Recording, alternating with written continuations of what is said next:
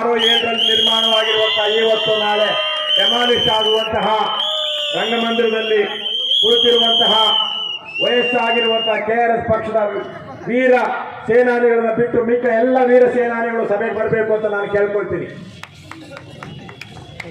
ವಯಸ್ಸಿನ ಕಾರಣಕ್ಕೆ ಸ್ವಲ್ಪ ಬಿಸಿಲು ಹೊಂದ್ಕೊಂಡು ಅಲ್ಲಿರುವಂತವ್ರನ್ನ ಬಿಟ್ಟು ಹರೀಶ್ ಬಂದೋಣ.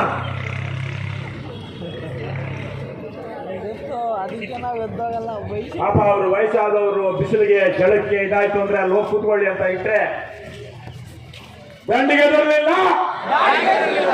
ಇನ್ನು ಬಂದ್ರಪ್ಪ ಗಟ್ಟಿ ಮುದ್ದಾಗಿರೋರು ನೋಡ್ಕೊಳ್ಳಿ, ನೋಡ್ಕೊಂಡು ಬನ್ನಿ. ನಮ್ಮ ಡಾಕ್ಟ್ರು ಎಲ್ಲಿ ಇದ್ದಾರ?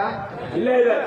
83-84 ವರ್ಷದ ವೆಟರ್ನರಿ ಡಾಕ್ಟರ್ ಆಗಿ ರಾಜ್ಯದಲ್ಲಿ ಅಸಿಸ್ಟೆಂಟ್ ಡೈರೆಕ್ಟರ್ ಆಗಿ ರಿಟೈರ್ಡ್ ಆಗಿರುವಂತವರು ಡಾಕ್ಟರ್ ಶಿವರಾಮ್ ಇಲ್ಲಿ ಕೂತಿರುವಾಗ ಹುಣಸೆಗೆ ಮುಪ್ಪಾದ್ರು.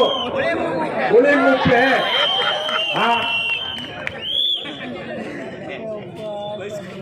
ಒಳಗಡೆ ಟೊಳ್ಳು ಇವತ್ತು ಇರುವಂತಹದ್ದು ನಮ್ಮ ಬಹುತೇಕ ರಾಜಕಾರಣಿಗಳಲ್ಲಿ. ಆ ಟೊಳ್ಳು ಇರುವಂತಹ ರಾಜಕಾರಣಿಗಳ ಹಿಂದೆ ಚೇಲಾಗಳು ಹೋಗಿರುವಂತಹ JCB ಪಕ್ಷಗಳ ಗುಲಾಮರನ್ನ ನಾವು ಕೂತ್ಕೊಳ್ಳಿ.